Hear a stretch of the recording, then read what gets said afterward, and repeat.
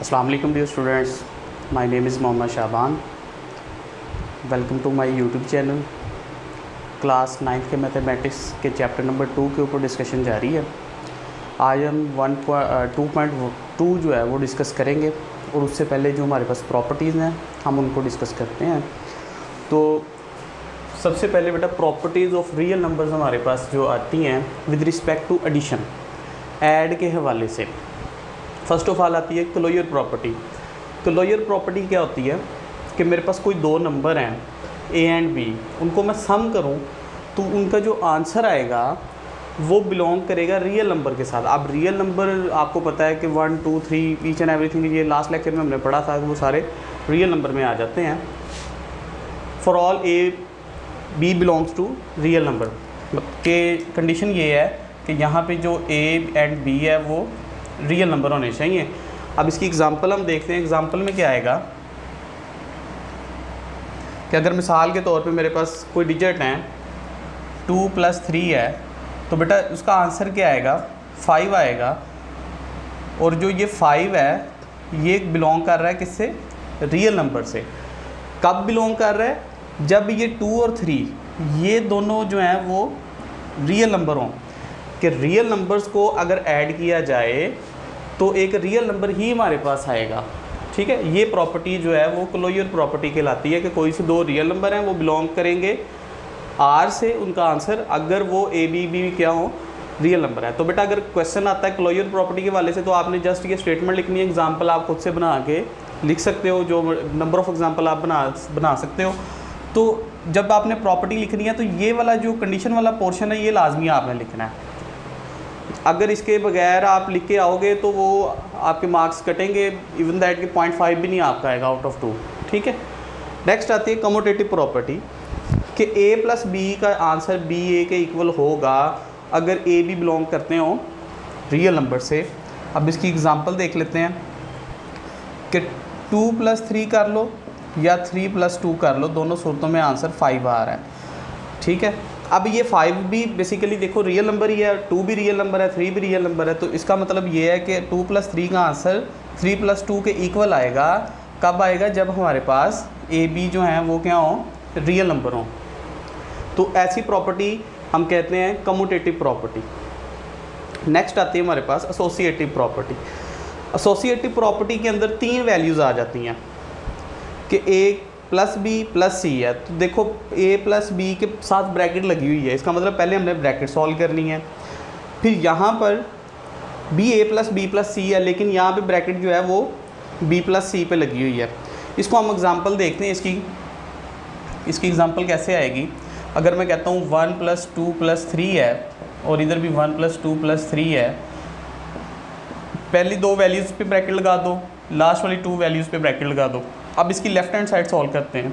1 + 2 3, 3 + 3 6 आ जाएगा। और यहाँ पे 1 + 5 एंड 1 + 5 6 है। तो दोनों सूरतों में आंसर क्या आ रहा है हमारे पास, इक्वल आ रहा है। और वो कब आएगा, जब हमारे पास ए बी सी क्या होंगे रियल नंबर होंगे। जो तीनों वैल्यूज़ हैं हमारे पास वो क्या होंगी रियल नंबर्स होंगी।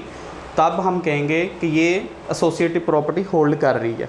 ठीक है, नेक्स्ट हम मूव करते हैं एडिटिव आइडेंटिटी के ऊपर। अब मुझे बताएं कि वो कौन सा नंबर है जिसको मैं किसी दूसरे नंबर में ऐड करूं तो मेरे पास वही आंसर है। जैसे फॉर एग्जांपल 3 में मैं क्या ऐड करूं कि मेरे पास आंसर 3 ही आए, तो वो बेटा 0 होगा। कि 3 में मैं 0 प्लस कर दूं या 0 में 3 प्लस कर दूं, दोनों सूरतों में आंसर मेरे पास 3 ही आएगा। सेम यही चीज़ आपने इसको जनरल फॉर्म में लिखना है, a + 0 = a या 0 + a = a। दोनों सूरतों में आंसर हमारे पास ये देखो सेम आएगा, लेकिन कंडीशन वही लगाएंगे a belongs to real number. ठीक है, तो ये हमारे पास एडिटिव आइडेंटिटी। कोई नॉर्मली आपसे पूछे कि एडिटिव आइडेंटिटी किसे कहते हैं तो आप कहोगे कि 0 को कहते हैं। कि 0 किसी भी नंबर में अगर हम ऐड करते हैं तो वो हमारे पास वही आंसर दोबारा आ जाता है। तो इसको हम एडिटिव आइडेंटिटी की प्रॉपर्टी कहते हैं। नेक्स्ट आता है बेटा एडिटिव इन्वर्स। ये हमने प्रीवियस लेक्चर्स के अंदर इसको भी डिस्कस किया हुआ है। एडिटिव इन्वर्स, ऐड का मतलब क्या होता है जमा, प्लस करना। इन्वर्स का मतलब क्या होता है, उलट करना, ठीक है। +3 में मैं क्या ऐड करूं कि मेरे पास आंसर 0 आ जाए, +3 में मैं क्या ऐड करूं कि मेरे पास आंसर 0 आ जाए, तो +3 में मैं ऐड करूंगा -3, +3 में क्या ऐड होगा, -3, फिर 0 आएगा, या -3 में प्लस करेंगे आप 3, तो दोनों सूरतों में आपके पास आंसर 0 आएगा। इसका मतलब है +3 का एडिटिव इन्वर्स होगा -3 और -3 का एडिटिव इन्वर्स क्या होगा, +3। तो अब इसकी जनरल फॉर्म पे आए तो वही है कि a में प्लस कर दो -a या -a में प्लस कर दो a, तो दोनों सूरतों में आंसर क्या आ रहा है, 0, ठीक है। लेकिन साथ में कंडीशन वही लगेगी कि a belongs to real number होना चाहिए, ठीक है बेटा। नेक्स्ट हम मूव करते हैं, सेम यही प्रॉपर्टीज़ हैं, लेकिन वो जो प्रॉपर्टीज़ हैं वो विद रिस्पेक्ट टू मल्टीप्लिकेशन आएंगी।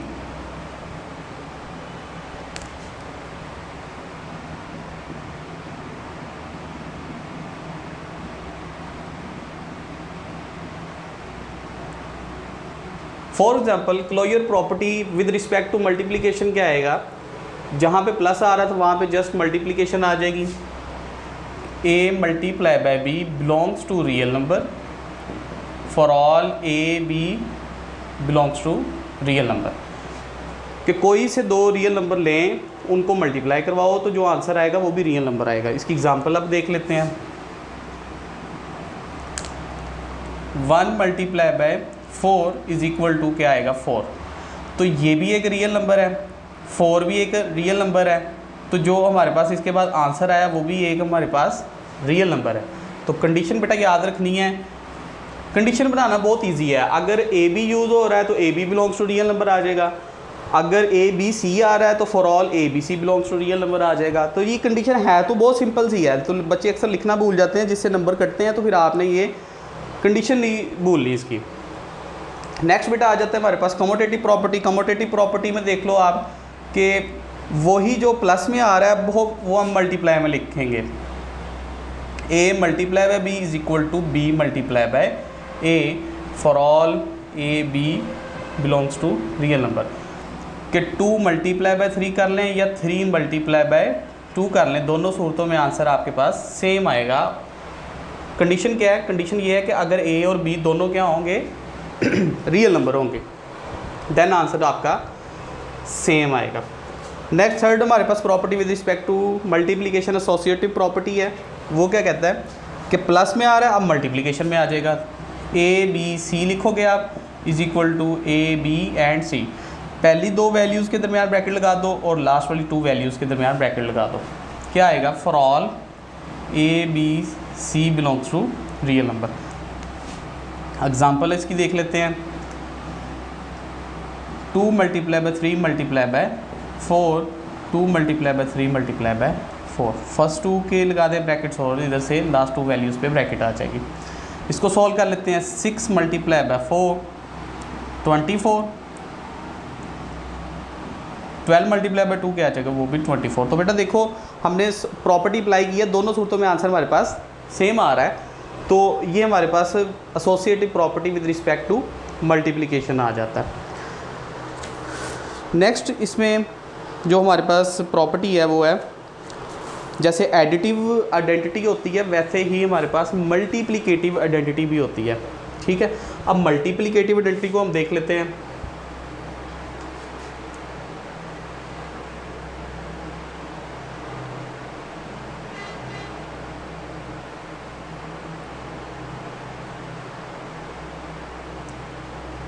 अब सारी बात है बेटा, मल्टीप्लाई का वर्ड यूज़ हो रहा है तो डेफिनेटली कोई चीज़ मल्टीप्लाई हो रही होगी।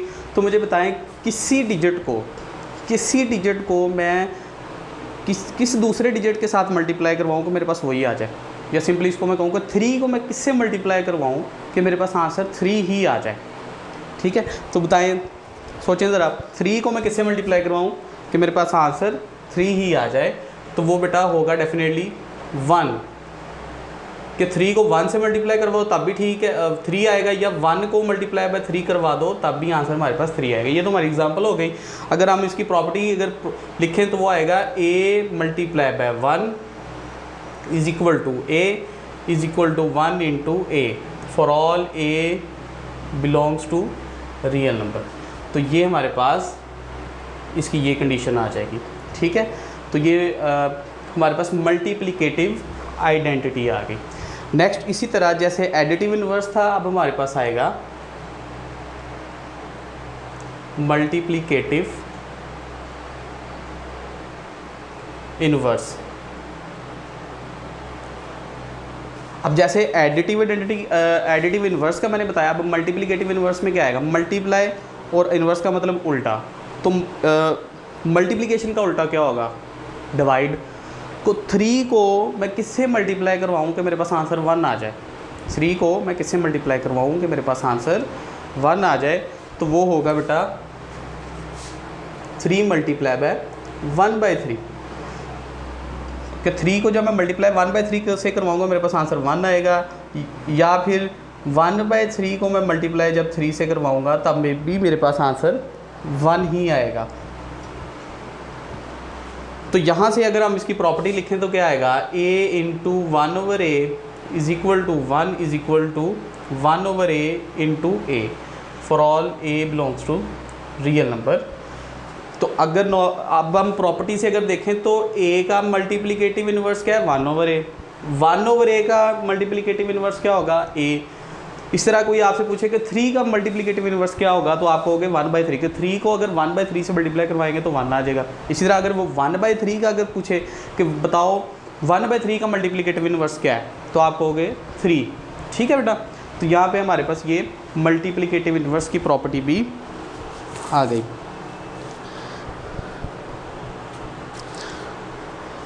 नेक्स्ट बेटा पेज नंबर 41 के ऊपर नोट दिया हुआ है, वो ज़रा देख लें, एमसीक्यूज़ के तौर पे पूछा जा सकता है कि ये जो उल्टा ए मैं लिख रहा हूँ, ये हर कंडीशन के साथ आप देखो तो उल्टा ए इसको हम कहते हैं फॉर ऑल पढ़ते हैं, फॉर ऑल ये लिखा भी हुआ है।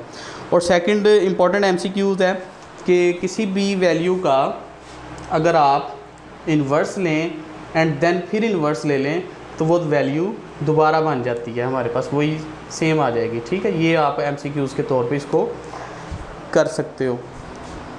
नेक्स्ट भी छोटी छोटी प्रॉपर्टीज़ हैं, रिफ्लेक्सिव प्रॉपर्टी है, जैसे रिफ्लेक्शन होता है, ए किसी भी इंसान का रिफ्लेक्शन है तो वो उसी के इक्वल होगा, तो a is equal to a आ जाएगा। इसी तरह सिमेट्रिक प्रॉपर्टी है कि अगर a is equal to b है तो हम कह सकते हैं कि b is equal to A b है। नेक्स्ट बेटा जो इम्पोर्टेंट वाली है वो मैं आपको बता देता हूँ, ट्रिकोटोमी प्रॉपर्टी है।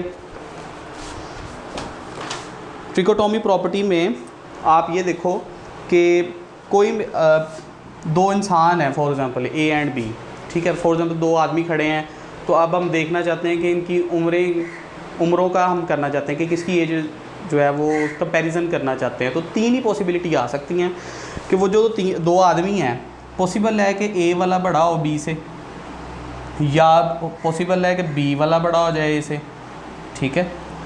या एक और पॉसिबिलिटी भी है कि वो दोनों की एज इक्वल भी हो सकती है, ठीक है।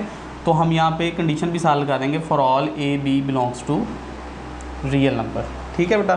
तो ट्रिकोटोमी ट्राई से आप याद रखिएगा, ट्राई मीन 3 होता है ना, तो हमने कंपैरिजन करना है 2 लोगों की एज के दरमियान। तो मुमकिन है कि पहले की एज बड़ी हो दूसरे से, या मुमकिन है दूसरा बड़ा हो जाए पहले से, या मुमकिन है कि वो दोनों की एज जो है वो इक्वल हो, ठीक है। तो यहाँ पे हमारे पास ट्रिकोटोमी प्रॉपर्टी भी आ जाती है। नेक्स्ट एक्सरसाइज नंबर हमारे पास 2.2 है बेटा।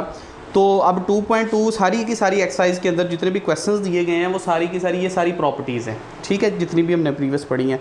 जैसे क्वेश्चन नंबर आप देखो 1 है, उसका फर्स्ट जो है वो a + b = b + a। तो ये देखो हमने यहाँ पे पढ़ा था, ये देखो a + b = b + a। तो आगे हमने लिखना है commutative property with respect to addition, लिख लो कि एडिशन के हवाले से ऐड हो रही है, ठीक है। इसी तरह सेकंड वाला है ab × c = a × bc। तो आप ये ढूंढो कहाँ पे है, ये देखो ये associative property with respect to multiplication.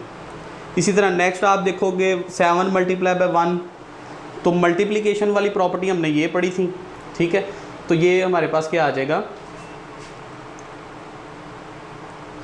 7 multiply by,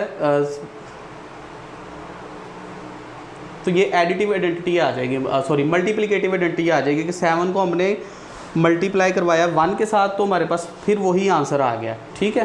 तो ये हमारे पास मल्टीप्लिकेटिव आइडेंटिटी, ये देखें यहाँ पे लिखा हुआ है, जैसे 3 मल्टीप्लाई बाय 1 किया 3 आ गया था, ठीक है। तो इसी तरह बाकी के जो क्वेश्चंस हैं वो भी आप कर सकते हो, सेम वही जस्ट प्रॉपर्टीज़ हैं और कुछ भी नहीं है। इसी तरह क्वेश्चन नंबर 3 का फर्स्ट पार्ट देखें, square root 24 plus 0 is equal to square root 24 के 24 के स्क्वायर रूट में हमने प्लस 0 किया, तो फिर दोबारा हमारे पास स्क्वायर रूट 24 ही आ गया।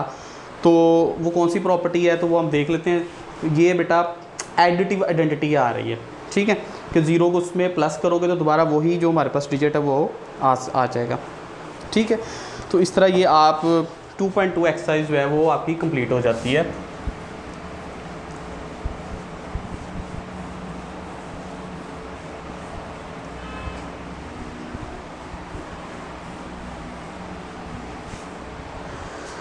नेक्स्ट बेटा 2.2 एक्सरसाइज के नीचे concept of radical and radicand दिए हुए हैं, वो हम देखते हैं। तो सबसे पहले मैं आपको इसका जनरल सा कंसेप्ट दे देता हूँ कि अगर फॉर एग्ज़ाम्पल मेरे पास ये वैल्यू लिखी है स्क्वायर रूट x इंडेक्स ना n, ठीक है, दिया हुआ है। अब ये इस तरह की वैल्यू देगा, वो पूछेगा कि बताओ इसमें रेडिकल कौन सा है, रेडिकल की वैल्यू पूछेगा, और वो पूछ सकता है रेडिकेंड या बेस जिसको हम कहते हैं,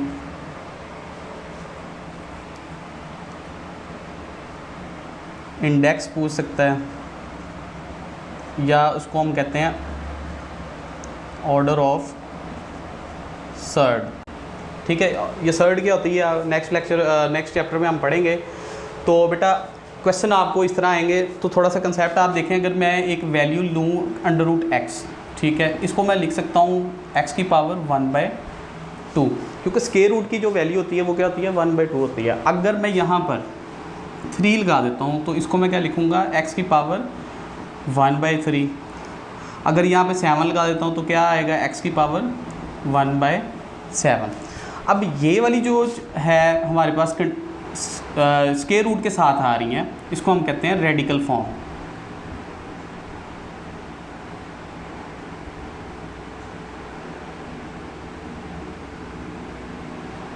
और बेटा ये वाली जो हमारे पास आ रही है वो उसको हम कहते हैं एक्सपोनेंशियल फॉर्म।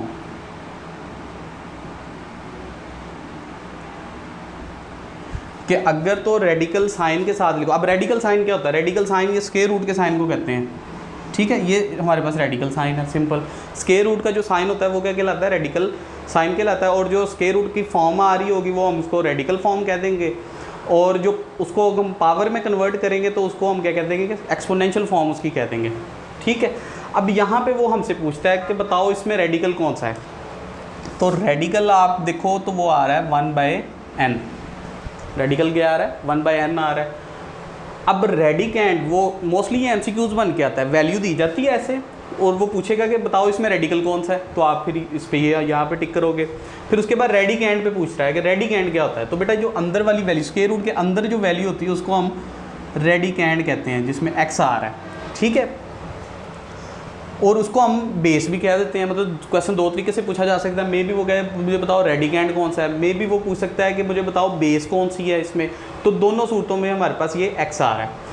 उसके बाद बेटा मूव करते हैं हम इंडेक्स। अगर पूछे कि इस सारी वैल्यू के अंदर इंडेक्स कौन सा है, तो बेटा ये जो केला n लगा हुआ है, जो स्क्वायर रूट के साइड पे लगा हुआ है, ठीक है, उसको इस पोजीशन को हम कहते हैं इंडेक्स। तो इंडेक्स में जस्ट आएगा n। रेडिकल जब पूछेगा तो 1/n, जैसे रेडिकल फॉर्म से अगर वो इधर से पूछता है तो वो क्या आएगा 1/2 1/3 ऐसे, तो 1/n आ जाएगा, ठीक है।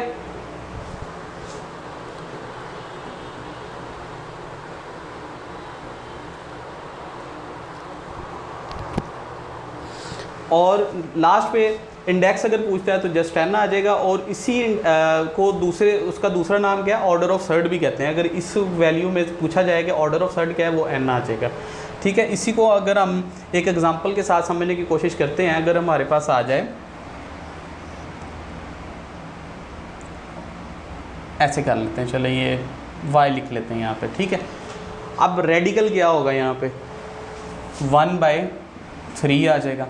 ठीक है, और रेडिकेंट जो हमारे पास या बेस है वो आएगी हमारे पास y, और लास्ट पे जो हमारे पास इंडेक्स या ऑर्डर ऑफ सर्ड आएगा वो क्या होगा, 3 होगा। ठीक है, तो ये हमारे पास MCQs के हवाले से ये इम्पोर्टेंट आर्टिकल है। तो लास्ट पे उसने कहा है कि यहाँ पे देखो, अगर 3 था तो 1/3 आ गया, 7 था 1/7 आ गया, यहाँ पे तो कुछ भी नहीं लगा हुआ, तो बेटा यहाँ पे 2 लगा होता है। जब कुछ भी ना लगा हो इंडेक्स की फॉर्म में तो वहाँ क्या होता है, 2 लगा होता है। तो वो एक जनरल फॉर्म है, उसमें आप 2 लगाओ या ना लगाओ कोई बात नहीं उसमें। लेकिन जब हम 3 या 5 या 7 कोई भी दूसरी 2 के अलावा अगर कोई वैल्यू लेंगे तो उसके लिए हमें वो चीज़ लिखनी पड़ेगी। ठीक है, नेक्स्ट हम मूव करते हैं 2.3 की तरफ।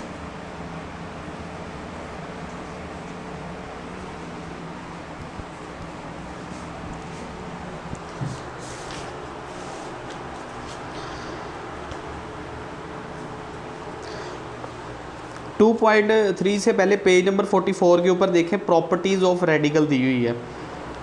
ठीक है, ये थोड़ा सा देख लेते हैं कि अगर प्रॉपर्टीज़ ऑफ रेडिकल से क्या मुराद है, कि अगर ये हमने पढ़ा हुआ है कि अगर स्क्वायर रूट किसी वैल्यू के ऊपर है, ठीक है, तो उसको हम अलग-अलग लिख सकते हैं। Square root x over square root y आ जाएगा। इसी तरह अगर मल्टीप्लिकेशन की फॉर्म में है तो उसमें भी हम लिख सकते हैं।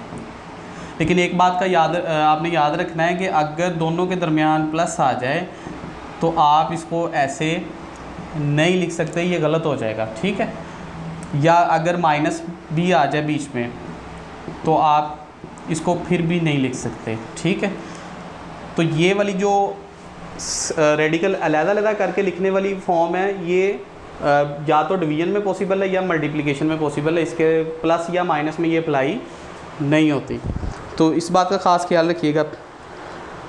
नेक्स्ट हमने प्रॉपर्टी नंबर 3 है और 4 है, तो उसमें हमने पढ़ा हुआ है कि पावर के ऊपर जो पावर आती है वो क्या होती है, मल्टीप्लाई होती है।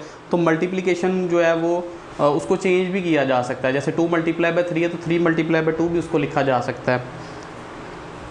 तो नेक्स्ट आती है हमारे पास एक्सरसाइज नंबर 2.3।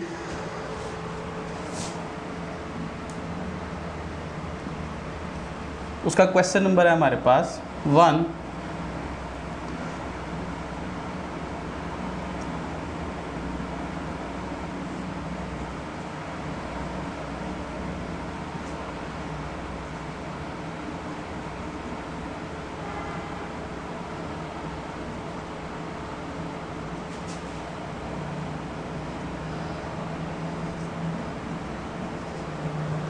जी बेटा, वो क्या कहता है, right the each radical expression in exponential notation and each exponential expression in the radical notation and last question है डू नॉट सिंप्लीफाई, कि इनको सिंप्लीफाई नहीं करना, जस्ट रेडिकल को एक्सपोनेंशियल के अंदर और एक्सपोनेंशियल को रेडिकल के अंदर।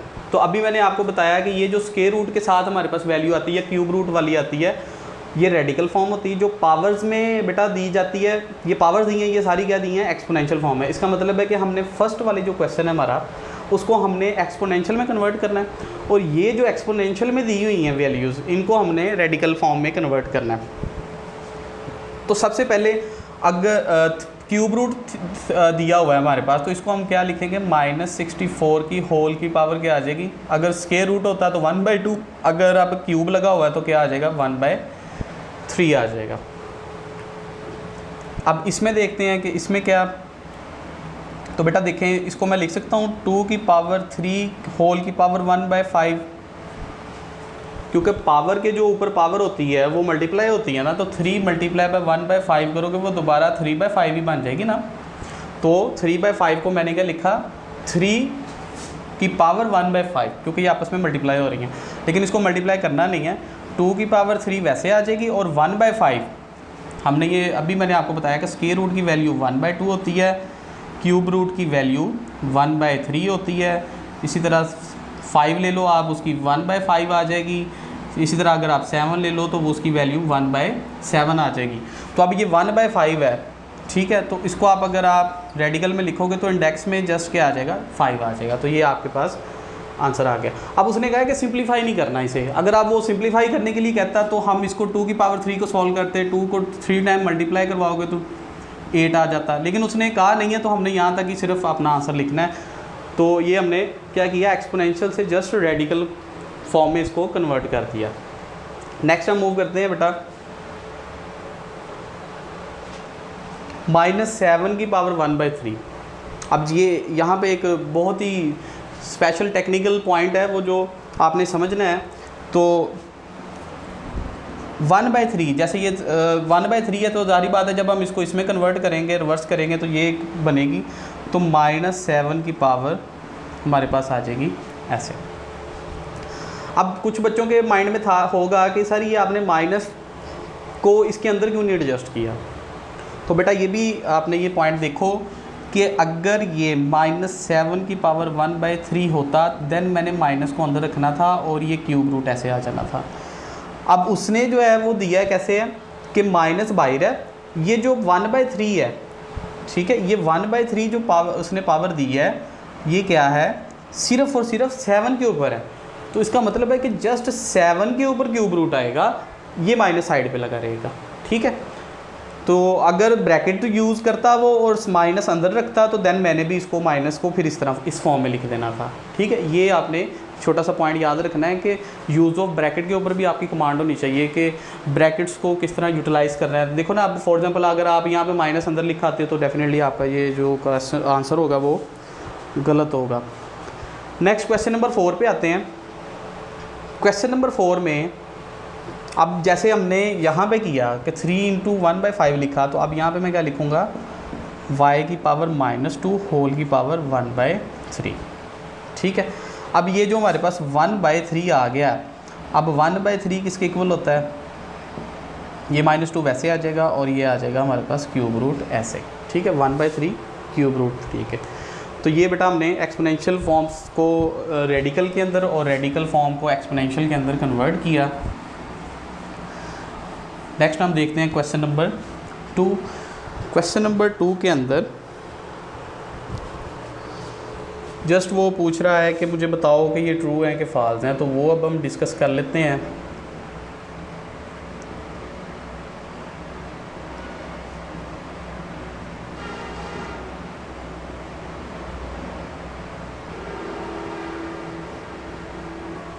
तो मेन चीज़ है ना बेटा इस में ये प्रॉपर्टीज़ ही हैं, जितनी प्रॉपर्टीज़ हैं वो आप इसको अच्छे तरीके से समझना है, आपने रट्टा नहीं लगाना, कंसेप्ट अपना पूरा लें ताकि आपको किसी भी किस्म की गलती का अंदेशा ना हो।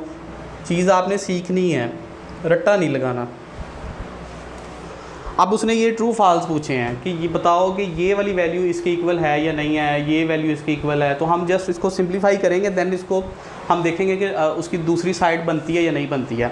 तो अब अगर हम ये वाली साइड लेते हैं कि 5 की पावर 1/5 है, तो अगर मैं इसका रेडिकल फॉर्म बनाना चाहता हूँ तो डेफिनेटली क्या आएगा, इंडेक्स में 5 आ जाएगा। देखो जैसे यहाँ पे हमने किया था 1/3 था तो हमने इंडेक्स में 3 लगा दिया था। अब 1/5 है तो इधर डेफिनेटली हम लगाएंगे, तो लेकिन यहाँ पे अब जो है वो इंडेक्स में 5 नहीं लगा होगा ना, तो ये हमारे पास ये क्या आ जाएगा, फॉल्स आएगा, ठीक है। नेक्स्ट हम देखते हैं 2 की पावर 2/3। तो बेटा जैसे मैं सॉल्व कर रहा हूँ पेपर में भी आपने ऐसे सॉल्व करके करना है। इस वैल्यूज़ को आप याद नहीं कर सकते, ठीक है, मैथमेटिक्स याद नहीं होता, इसको सीखा जाता है, तो आपने भी सीखने पे सारा फोकस रखना है। तो 2/2 इसको हम सिंप्लीफाई करेंगे, अगर सिंप्लीफाई करके ये वैल्यू बनती है देन हम उसको लिखेंगे, अदरवाइज़ ये फॉल्स हो जाएगी। तो इसको हम लिखेंगे 2 की पावर 2 होल की पावर 1/3, ठीक है। तो 1/3 क्या होता है, क्यूब रूट होता है, और 2 की पावर 2 क्या आ जाएगी, 4। तो देखो ये हमारे पास ये फॉर्म बन गई है, तो इसका मतलब ये जो हमारे पास सेकंड क्वेश्चन है वो क्या है, ट्रू है। उसके बाद नेक्स्ट मूव करते हैं 49। तो 7 7 49 होता है, तो ये बन जाएगा 7 का स्क्वायर रूट से कैंसिल आउट हो जाएगा और लास्ट में हमारे पास 7 आएगा। तो इसका मतलब है कि 49 को अगर हम सॉल्व करें तो हमारे पास 7 आंसर आता है। तो उसने क्या किया, स्क्वायर रूट 7 लिखा है। तो इसका मतलब है कि ये हमारे पास जो आंसर है, ये सिचुएशन जो है वो गलत दिया है। तो इसका मतलब है कि देखो ट्रू का तो ट्रू है, जो फॉल्स है उसका राइट आंसर तो आपको पता होना चाहिए ना कि इसका राइट क्या है। तो ट्रू फॉल्स जो है ना नॉर्मली बच्चे छोड़ देते हैं कि ये कौन सा पेपर में आते हैं। तो बेटा इसके साथ बड़े कंसेप्ट अटैच होते हैं, तो आपने इसकी प्रैक्टिस करनी है, ठीक है। तो ट्रू जो है वो पता होना चाहिए कि कैसे ट्रू हुआ है, और जो फॉल्स है उसका भी राइट आंसर आपको पता होना चाहिए। ये नहीं है कि फॉल्स है तो इसको छोड़ देना है, नहीं, उसका राइट आंसर पता होना चाहिए कि आपके पास ये बन रहा है, ठीक है। नेक्स्ट हम मूव करते हैं, लास्ट आपका पार्ट है, दी हुई है वैल्यू आपको कि x की पावर 27 और ये होल की पावर जो क्यूब रूट है बन जाएगा 1/3। तो पावर के ऊपर पावर क्या होती है, मल्टीप्लाई होती है। तो इसको हम मल्टीप्लाई करवाते हैं, तो 27 मल्टीप्लाई 1/3 करवाओगे तो 3 9 ज़ा 27। तो इसको हम लिखेंगे x की पावर 9। तो अब यहाँ पे क्या आ रहा है, x की पावर 3 दे रहा है, तो इसका मतलब ये हमारे पास आंसर जो है वो उसने गलत दी है स्टेटमेंट, तो ये भी फॉल्स आ जाएगा, ठीक है बेटा। नेक्स्ट हम अपने मूव करते हैं अपने लास्ट क्वेश्चन की तरफ। तो हमारा लास्ट क्वेश्चन देखते हैं।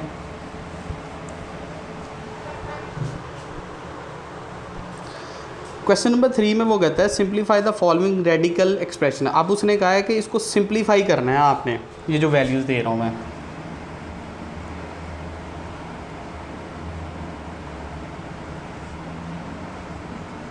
-1 to 5 और साथ उसने इंडेक्स में दिया है 3 दिया हुआ है। तो सबसे पहले आप क्या करोगे बेटा, ये 1 to 5 जो दिया है इसके हम प्राइम फैक्टर बनाएंगे। 5 2 ज़ा 10, 5 5 ज़ा 25, 5 5 ज़ा 25, 5 1 ज़ा 5। तो यहाँ पे हमारे पास आ जाएगा 3 टाइम्स लिखोगे आप, फिर हमारे पास इसको हम लिखेंगे -5 की पावर 3। अब ये यहाँ पे एक इम्पॉर्टेंट पॉइंट वो यही आपने याद रखना है कि स्क्वायर जो है वो स्क्वायर रूट से कटेगा, क्यूब जो है वो क्यूब रूट से कटेगा। अगर इंडेक्स 5 लगा है तो पावर 5 के साथ ही वो कट सकेगा। ये पॉइंट बहुत इंपॉर्टेंट है। अगर मैं यहाँ पर क्यूब रूट लिख दूँ और यहाँ पे स्क्वायर लिख दूँ तो ये आपस में कभी भी नहीं कट सकते, ठीक है। पॉइंट समझ आ रहा है, ये स्क्वायर क्यूब रूट से कभी भी नहीं कट सकता, ठीक है बेटा। तो ये अब पॉइंट आपने जो है ना अपने माइंड में रखने हैं।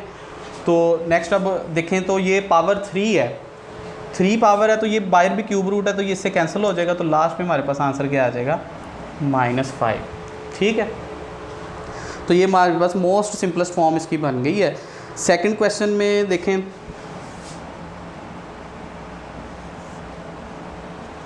(32) आ गया। अब सेम इसी तरह 32 के भी हम प्राइम फैक्टर लेते हैं।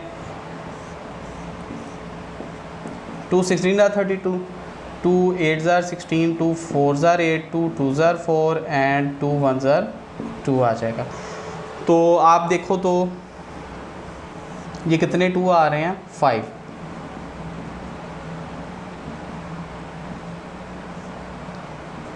अब ज़रा तवज्जो करनी है, अभी मैंने आपको ये बात समझाई कि पावर 3 क्यूब रूट से कटेगी, 4 वाली 4 से, 5 वाली। अब यहाँ पे पावर कितनी बन रही है, 5 बन रही है। तो हमने 5 नहीं बनानी, हमने अपनी मतलब की चीज़ ले लेनी है यहाँ से कि भाई मैं पहले 4 वैल्यूज़ को उठाऊँगा और उसको हम लिखेंगे 2 की पावर 4 मल्टीप्लाई बाय 2। मतलब कि ये 4 मिल के पावर 4 बना देंगी और ये वाली जो है वो अकेली रह जाएगी वैल्यू।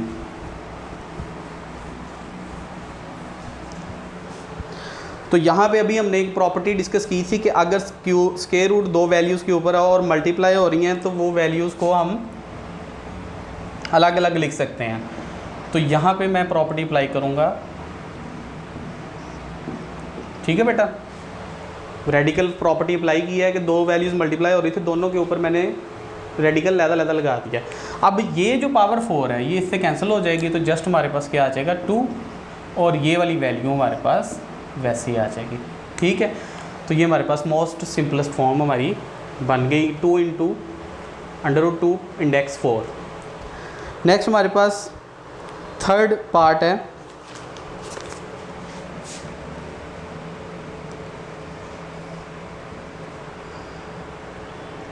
3/32 दिया हुआ।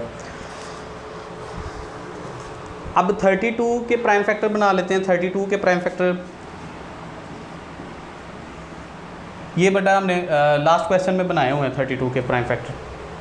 तो अब जैसे रेडिकल अगर जो बेस मल्टीप्लाई हो रही हैं, दो वैल्यूज़ मल्टीप्लाई हो रही हैं और सबके ऊपर रेडिकल है दोनों वैल्यूज़ के ऊपर, तो रेडिकल लहदा दिया जा सकता है।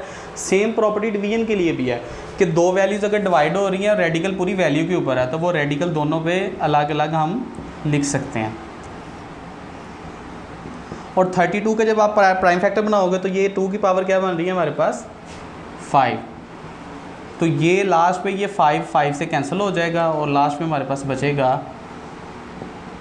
क्योंकि ये ऊपर वाली वैल्यू तो सिंप्लीफाई नहीं हो सकती मज़ीद, तो लास्ट में हमारे पास 2 बच जाएगा। तो ये आपका आंसर आ गया। मूव करते हैं अपने लास्ट पार्ट की तरफ। पार्ट नंबर 4 है।